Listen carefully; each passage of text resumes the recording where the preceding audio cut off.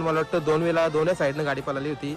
मग येणाऱ्या कालामध्ये पण ही गाडी पळेल का असं काय वाटतं तुम्हाला? ठीक आहे ना मेहरबान, नाही बोलणार मी आता तोंडावर सांगतो.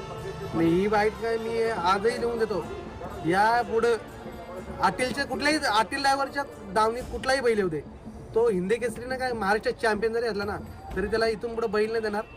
आणि माझ्या आणि कुठला गाडा जरी असला तरी देणार नाही मी बैल. बरोबर. तो मागा जरी लागला ना, माझ्या कृपा करून आमची चुका झाल्या ना, तुम्ही चुक पदरात घ्या ना आम्हाला. तुम्ही आमचा बैल कुठला हे काही जातात नाही. मी चिकेला तर आयुष्यात बैल देऊ शकत नाही. बरोबर. कुठेतरी याच्या मागे मला बैलाला दोष नाही देत. बरोबर आहे. मी बैलाला दोष नाही देत. बैल अतिशय चांगला बैल मुका प्राणी. मी आता पण त्या बैलावर माझा जीव आहे. मी बैलाला दोष नाही देणार.